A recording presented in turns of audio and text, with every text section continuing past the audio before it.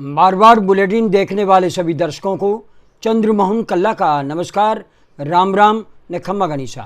आज के समाचारों में कांग्रेस ने चुनाव का बिगुल बजा दिया है और इस पहले बिगुल के अंदर जो डंके की चोट पर रणभेरी बजी है उसमें मुख्यमंत्री अशोक गहलोत का दबदबा रहा है, जबकि सचिन पायलट समर्थकों को कांग्रेस की चुनाव प्रचार समिति में कम स्थान मिले हैं। अगर दोनों का प्रतिशत देखें तो 90% अशोक गहलोत के समर्थक हैं तो 10% सचिन पायलट के समर्थक हैं।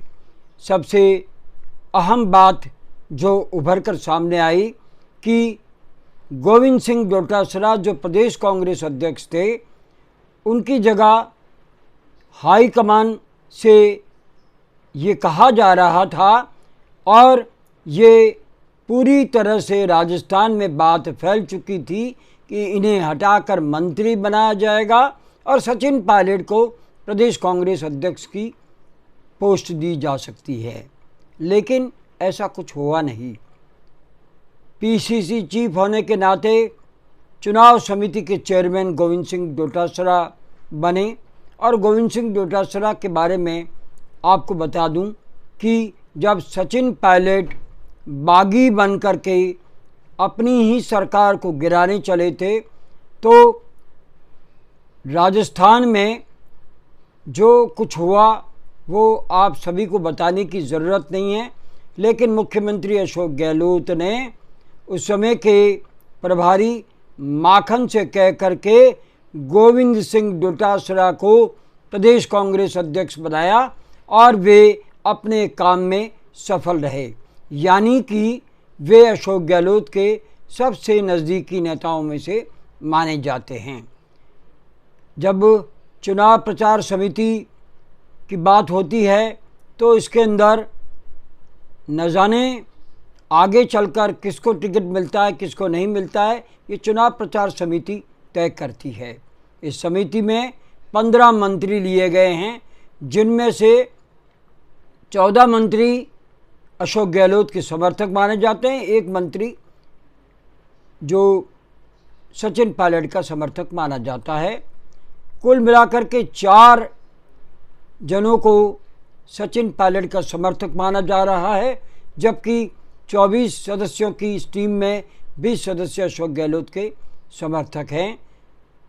हरीश चौधरी हो, चाहे रघु मीणा हो या रामेश्वर डूडी हो, ये अशोक गहलोत के साथ चलने वाले नेताओं में माने जाते हैं।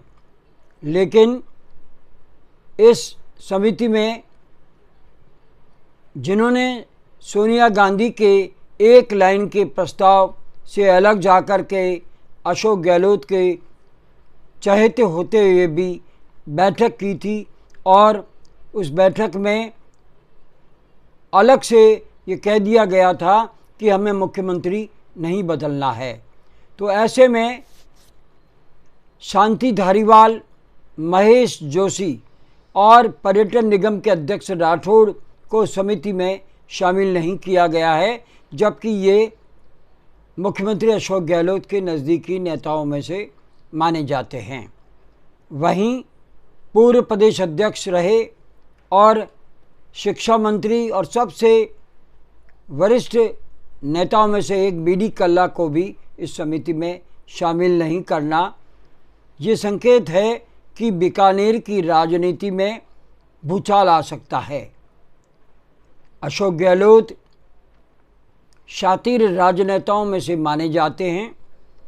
जिस व्यक्ति को राष्ट्रीय अध्यक्ष की ऑफ़र दी गई तो कुछ सोच समझ करके हाईकमान ने ये फैसला लिया होगा। ऐसे व्यक्ति को आप मुख्यमंत्री के पद से भी हटाने की मुहिम चलाएं तो ये सर्वविदित है कि कहीं न कहीं आप ठोकर खाएंगे।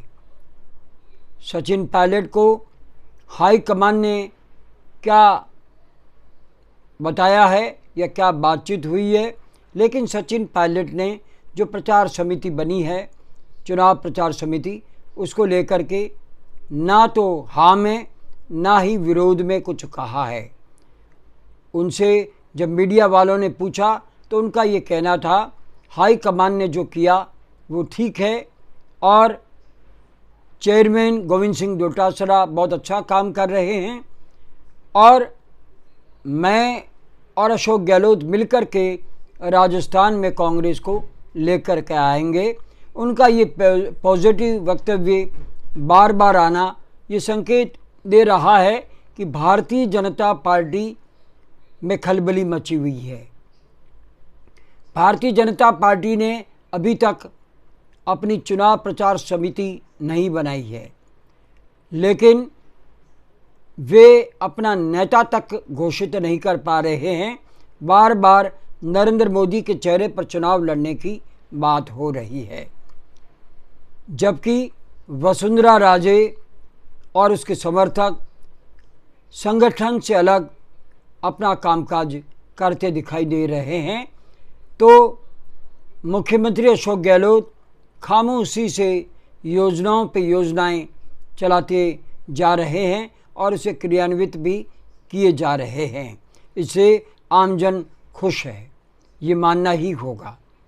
तो चुनाव प्रचार समिति से ये तो स्पष्ट हो गया कि कांग्रेस मुख्यमंत्री अशोक गहलोत के चेहरे पर चुनाव लड़ेगी।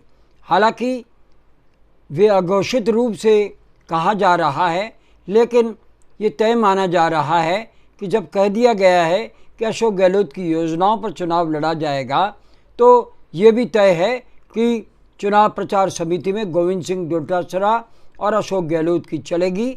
हाँ, इतना ज़रूर है कि सचिन पायलट अपने समर्थकों को टिकट दिलवाने का प्रयास करेंगे, लेकिन चुनाव प्रचार समिति का कामकाज शुरू होने के बाद में असलियत पता चलेगी कि वास्तव में कांग्रेस में कितनी ताकत के साथ जो कहा जा रहा है वो है या नहीं। आज बस इतना ही।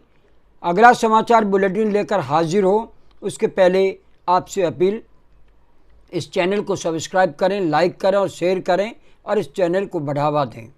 ये आपका अपना चैनल है और हमें इजाज़त दीजिए। नमस्कार, जय हिंद।